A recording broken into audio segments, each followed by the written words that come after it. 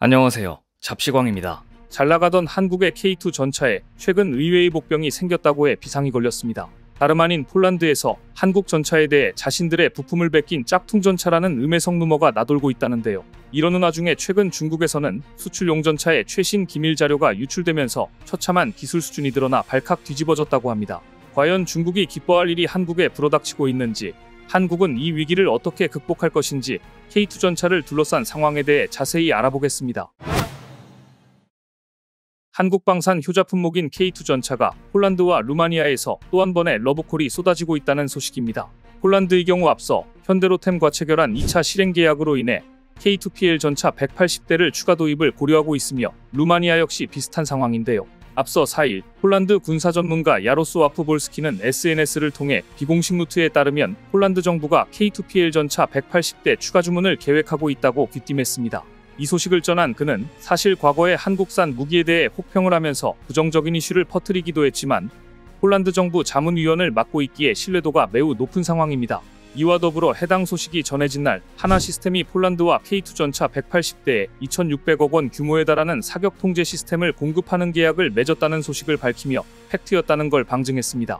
사격 통제 시스템은 전차의 두뇌로 불리며 사격 통제 컴퓨터, 호수 및 전차장 조준경, 전시기, 통제판, 열상 잠망경, 레이저 경고 장치 등으로 구성됩니다. 특히 사격 통제 컴퓨터는 포탑 내부의 주변 장치들과 연동해 포탑 조준경 제어, 탄도 계산, 자동 추적 기능을 수행해 화력 체계를 통제하고 미사일에 대한 기민한 대응으로 전차의 생존성을 향상시키는 역할을 합니다. 특히나 폴란드 K2PL에 탑재될 하나 시스템의 사격 통제 시스템은 기존의 문제점을 보완한 업그레이드 버전으로 강력한 공격 능력으로 폴란드의 요구를 충족시킬 것으로 보입니다. 실제로 기존의 K2는 전차의 눈으로 불리는 조준경으로 2세대 1차원 배열 열상 검출기를 이용했었지만 화질이 안 좋고 시야각이 좁다는 단점이 있었습니다. 또한 사격 직후 조준경 화면이 출력이 떨어지는 등 노이즈와 블랙아웃 현상이 발생하는 단점이 존재했습니다. 이러한 문제점을 개선하기 위해 1차원에서 2차원 배열 열상 검출기로 바꾸고 전자광학 장비와 전자부품도 새롭게 설계했다고 하는데요. 이 때문에 앞서 이용했던 것보다 더욱더 뛰어난 조준경을 확보함으로써 K2 전차의 눈이 훨씬 더 예리해졌다고 합니다. 사실 한국은 전자공학 기술에서 선두에 있는 만큼 사격 통제 시스템 분야에서도 에이브람스, 레오파르트 2 등과 견주어봐도 비교가 되지 않을 정도로 높은 경쟁력을 확보하고 있던 상태입니다. 이런 가운데 폴란드형 K2PL에 탑재될 업그레이드 사항이 추가로 더 있다는 소식이 들려오면서 폴란드의 마음을 훔치고 있습니다. 실제로 HD 현대인프라코어는 출력 1500마력, 배기량 27리터 12기통 트윈 터보 디젤 엔진을 K2 전차에 공급하기로 했는데 이를 위해 사업비만 1,500억 원을 투입한다고 합니다. 이를 통해 엔진 생산 시설을 구축하는 한편 연구개발 설비에 투자해 한국 방산의 진가를 드러내겠다는 전략입니다. 이뿐 아니라 HD 현대인프라코어는 차세대 K2 전차에 탑재될 1800마력급 엔진을 개발해 중량을 크게 줄이는 등 장비 개량을 끊임없이 착수해 기동성을 대폭 강화하겠다는 전략도 내놓은 상태입니다. 이렇듯 K2 전차는 경량화와 강력한 공격 능력으로 폴란드와 루마니아의 요구사항을 충분히 충족시키면서 열렬히 환영을 받을 것으로 보이는데요. 그런데 최근 내년부터 K2 전차에 국산 파워팩이 탑재되면서 K2 국산화의 마지막 남은 퍼즐이 맞춰질 거라는 소식이 전해졌습니다. K2 탑재를 위한 국산 파워팩 변속기 시험이 내년 8월까지 진행될 예정인 가운데 해당 테스트가 무사히 끝나면 내년 계획된 K2 4차 양산과 더불어 폴란드 수출 물량에도 탑재될 수 있을 것으로 보입니다. 파워팩은 엔진과 변속기의 결합체로 전차를 움직이는 심장에 흔히 비유됩니다. K2 전차는 2003년 개발이 처음 추진될 때만 해도 외산 파워팩을 탑재한 전차로 계획됐으나 2005년 파워팩까지 국산화하는 방향으로 계획이 선회했는데요. 전차는 포장도로, 산지 등 험로의 주파 능력까지 갖춰야 하고 극한의 환경에서도 가동 능력이 보장돼야 하는 만큼 파워팩의 중요성이 크지만 이를 외산에 의존한다면 정비의 적시성을 담보하기가 어렵다는 게 국산화의 이유였습니다.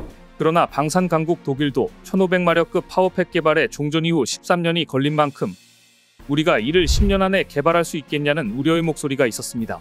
하지만 HD 현대인프라코어의 엔진이 2015년 개발이 마무리돼 K2의 2, 3차 양산 물량에 탑재됐고 이제 변속기의 내구도 평가만 남은 겁니다. 방산업계에서는 이번에야말로 완전한 100% 국산화가 이뤄질 수 있을 거라고 보고 있는데 실제로 그간 결함으로 지적되어 왔던 변속기의 기술적 문제가 완전히 해결됐기 때문입니다. 그런데 최근 폴란드 내에서 군사 전문가들이 K2 전차를 깎아내리려는 정황이 포착돼 엄청난 논란이 불거졌었습니다.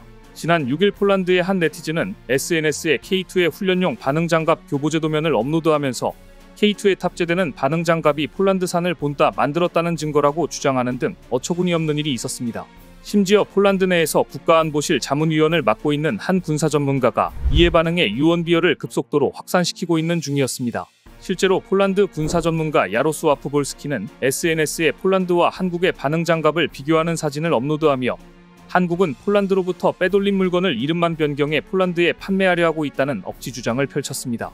문제는 이런 말도 안 되는 주장에 대해 폴란드 네티즌들이 반응하며 동조하고 있다는 건데, 일부 폴란드 네티즌은 한국을 향한 비난을 서슴지 않았습니다.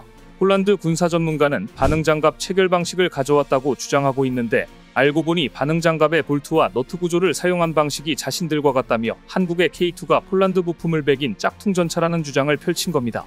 그런데 사실 반응장갑은 어떤 소재를 사용했는지가 가장 중요한 요소로 고정 방식을 어떻게 했냐는 건 중요하지 않습니다. 그런데 이마저도 꼼꼼히 보면 폴란드 주장과 달리 고정 방식도 완전히 틀리다는 사실을 발견할 수 있습니다. 2013년 ADD에서 특허 출원한 반응장갑 모듈 고정 방식을 보면 볼트와 너트가 사용된다는 사실을 빼면 폴란드와 완전히 다른 구조라는 걸 단번에 파악할 수 있습니다. 다시 말해서 이는 명백한 거짓 정보이며 어떻게든 한국산 무기를 음해하려는 폴란드 일부 세력들의 검은 속내를 파악할 수 있는 단초로 보입니다. 그렇지만 한국은 폴란드와의 방산협력을 위해 이런 루머에 단호하게 대응해 나가야 할 필요성이 있어 보입니다. 그런데 사실 폴란드에서 온갖 수단과 방법을 가리지 않고 한국이 전차를 음해한다고 해도 그 노력이 하나도 통하지 않을 거라는 걸 장담할 수 있는데요. 구체적으로 가시화되고 있는 한국 전차의 미래 모습을 보고 듣기만 해도 폴란드가 구매하지 않고서는 못 배길 실정이기 때문입니다. 최근 러시아와 우크라이나 전쟁을 보면 첨단 유도미사일에 의해 탱크를 비롯한 지상장비 수천 대가 파괴됐는데, 지상무기 위협이 되는 적외선, 레이저 유도에 대응하기 위한 다중대역 스텔스 기술 구현이 중요해졌다는 걸 알 수 있습니다.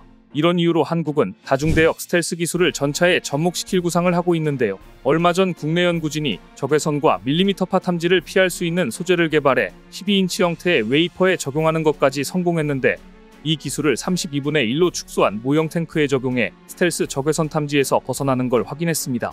이뿐 아니라 전차가 자체적으로 정찰 드론을 운용해 비가 시선에 있는 위험 요소를 대전차 미사일로 제거할 수 있는 탐지 능력을 강화시킨다는 계획도 있습니다.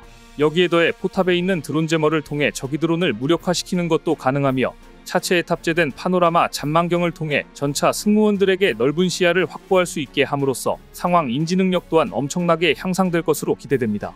이외에도 차세대 전차에는 360도 주변 상황을 직접 보는 것과 같은 증강현실을 제공하는 한편, 최첨단 복합장갑을 채용하면서 방호력이 증대될 것으로 보입니다.